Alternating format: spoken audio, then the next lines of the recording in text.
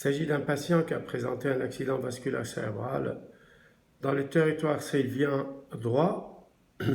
Sur cet écho-doppler du cou, on voit l'axe carotidien droit avec la carotide commune droite, la carotide externe, alors que la carotide interne, il est là, et on voit que le Doppler couleur ne pacifie pas cette carotide. Alors, est-ce qu'il est thrombosé ou est-ce qu'il y a une sténose serrée qu'on n'arrive pas à voir avec cette image?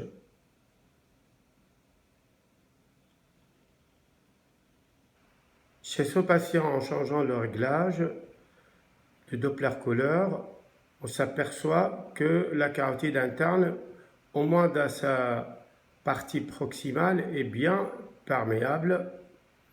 Et on voit très bien toujours la carotide externe. Donc la carotide interne chez ce patient n'est pas thrombosée, en tous les cas, au moins dans sa partie proximale. Le Doppler pulsé montre dans la carotide commune, chez ce patient, un amortissement déjà important de flux témoignant de la résistance en aval dans cet axe carotidien. Donc là, on est au niveau de la carotide commune. Et on voit que le flux est très faible, aux alentours de 53 cm par seconde.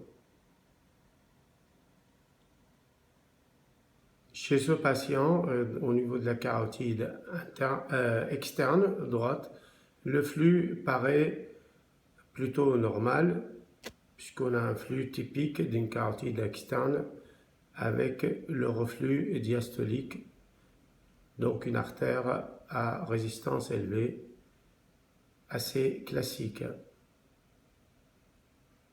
Par contre, chez ce patient, le flux au niveau de la carotide interne proximale est très amorti et à peine enregistrable, donc témoignant de l'obstacle important qui se trouve en aval de cette carotide interne à droite proximale. Chez ce patient, en essayant d'aller chercher la sténose de façon assez haute, on arrive difficilement à trouver une accélération qui n'est pas très importante, mais qui témoigne de la présence d'un obstacle qui est aux alentours de 2 mètres par seconde, alors qu'on a vu que le flux en amont, au niveau de la partie proximale, était assez basse. Donc la sténose est plutôt localisée et assez haute de cette carotide interne droite. Une image un peu insolite, puisque chez ce patient, on a utilisé un produit de contraste de type SonoView pour essayer de voir s'il y a un impact sur la qualité de l'image.